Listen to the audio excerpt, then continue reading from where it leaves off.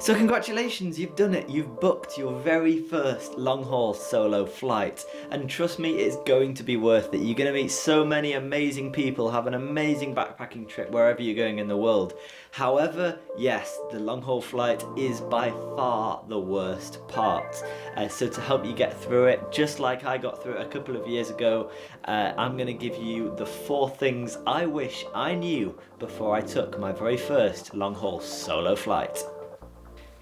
Tip number 1, and not many people know you can actually do this, but download Google Maps in the city you're flying to. For example, in Bangkok, all you have to do is go on Google, tap your profile, click download maps, and you can set the area you want to download. Obviously make sure this encompasses both the city centre and the airport.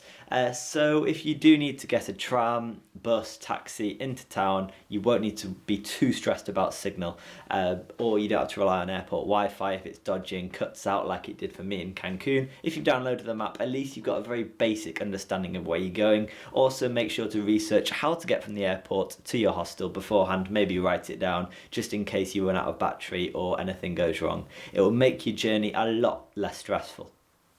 Tip number 2, and that's to chat to the person sitting next to you. Hopefully they don't have the headphones in, but even if they do, when they're eating or whatever, they might not. Have a chat, and you never know who they're going to be. For my first solo flight to Mexico, I was sitting next to a guy that really helped me get to my end destination. He knew where to go already, basically, so I could just follow him to the bus, which wasn't as simple as it sounds. Also in Portugal, I managed to hitch a lift with a guy who was going the same direction I was as well. So most people who are sitting next to you, though, they might be travelling solo as well. If they speak a different language, I get it might be a bit trickier, but give it a go. Speak to the person next to you, and it will also help waste some time on the flight. You never know who they are, it might be interesting. Tip number 3, and that's to bring these items. Now obviously it's personal preference, you've all been on flights before likely, however long haul for me it's a completely different ball game.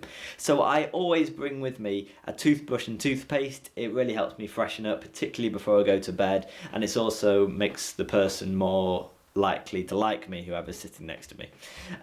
Thing number 2, I definitely bring earplugs and an eye mask. Yes, I know you have noise cancelling headphones, but they're in your ear and they don't feel great when you've got them in for a couple of hours, let alone 18 hours. So if you bring some really good earplugs and an eye mask, you have a chance of getting sleep, and I struggle to get sleep on aeroplanes. So I definitely bring those 2 with me as well. I always also wear sliders on long haul flights for when your feet get really stuffy, and they're much more comfortable for me. And also I bring face wipes with me just to clean my hands and wash my body. It feels much cleaner. And I also wear a hoodie because it's just more comfortable for me. So if you bring those 5 things with you, you're much more likely to be comfortable for the 18 hours or however long your flight is. Tip number 4 is to choose the right airline when you're travelling solo. Now when you're travelling with someone, chatting to them can waste a lot of time and make the flight feel much shorter. However, when you're travelling alone, you really appreciate some of the comforts. And for me, from personal experience, I'd always avoid Air France. I don't find their service particularly pleasant, and I didn't have a great experience with them, or Bahrain Airways. Instead, fly Qatar.